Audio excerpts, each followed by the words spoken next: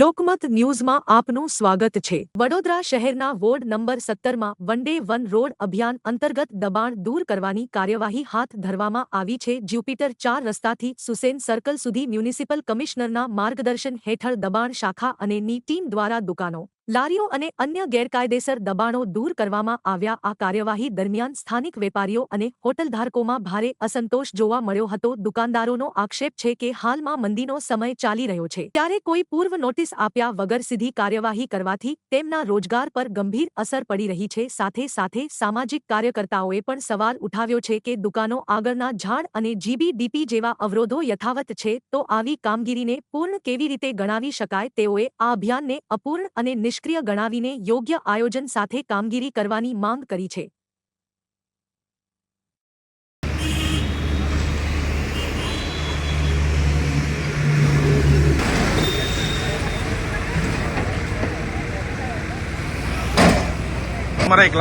એવું નહીં, તઈનો સેટ બાકી છે, એ ના તોડ્યો। આ સાહેબ ઉભા છે, આ સેટ તોડ નાખ્યો। એ પહેલા કીધું કે નીચે તમે તોડી છે, બિલ્ડિંગ વાળા 3 જણને બોલાયા છે અમે લોકો, અમે કોઈ ખોલાય નથી। એ કીધું નીચે તોડીએ છીએ અમે લોકો, તો પણ એ લોકો આ નહીં માંડ્યા। ને હવે આ તઈના પતરા બાકી છે, બાજુમાં લોડર માર્યું છે, જોઈ લો। ને અહીંનું લોડર બી માર્યું, પતરા બી તોડ્યા છે। હવે નુકસાન તો નથી આટલું બધું। હા, હવે મશીન તઈનું બાકી છે, તઈને પતરા તમે જોઈ શકો છો, તે પતરા છે। બેવડી નીતિ દેખાઈ રહી છે। હા, આ સાહેબ સામેથી કરાવે છે, ઉભા છે। આ સાહેબે પહેલું કીધું નીચેનું કરીએ છીએ, આ साहब कराई थे। कहना चाहेंगे अब तो उन्होंने तोड़ ही दिया है, घर से निकाल के बाहर कर दिया। अब क्या है, जो धंधा था वो चौपट कर दिया। अब गाँव जाएंगे, रोज कमाते थे, खाते थे, और क्या करेंगे? आपको कुछ लोग ने नोटिस दिया, आपको बताया? कुछ नहीं दिया, शांति से आगे टोलने लगे। मुझे कुछ पता नहीं, कसम खा रहा है। सिर्फ आध घंटे पहले मेरे को पता चला, तैसे भाग के आई, तब तक कुछ नहीं मिला। यहाँ सब लाद ले गई। आपका क्या क्या लेके गए? सारी कुर्सी रखी थी मेरी, सारी कुर्सी उठा के ले गई। मेरा कब देखो देखो किस तरह से कर रहे हैं निक्सन। देखो इधर लगाओ ना, उधर मैंने अभी।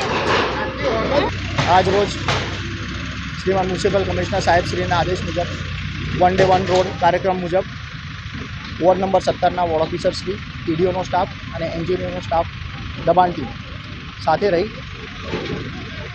જ્યુપિટર 4 રસ્તાથી લઈને સુસન 4 રસ્તા સુધીના હંગામી દબાણો તથા કાચા પાચા શેડ અને ઓટલાઓ તોડવાની કામગીરી હાલ ચાલુ છે। એમને નોટિસ આપવામાં આવી હતી? હંગામી દબાણોને નોટિસ આપવામાં આવતી નથી અને રોડ લેવલના ઓટલા છે, ફક્ત એ તોડી રહ્યા છે। પાછી દુકાનો તોડવાની કામગીરી હમણાં નથી ચાલતી। વોર્ડ નંબર 17માં સમાવેશ વિસ્તાર છે પરિસમનગર। અહીંયા સવારે જેટલી દુકાનો 30 40 દુકાનો છે, અહીંયા કોઈ નોટિસ નહીં, કોઈ મૌખિક નોટિસ નહીં, કોઈ કહેવા આવ્યો નથી, કશું જ નહીં, ડાયરેક્ટ તોડો આવી ગયા છે। અહીંયા એટલો મંદીનો માહોલ ચાલી રહ્યો છે। નાની નાની રેસ્ટોરન્ટ, હોટલો છે, અહીંયા કોઈને ગેસની તકલીફ છે, જેમ તેમ કરીને રોજીરોટી ચલાવી રહ્યા છે। એક એક દુકાને 3 4 લોકો કામ કરી રહ્યા છે, તેમનું પોતાનું ગુજરાન ચલાવી રહ્યા છે।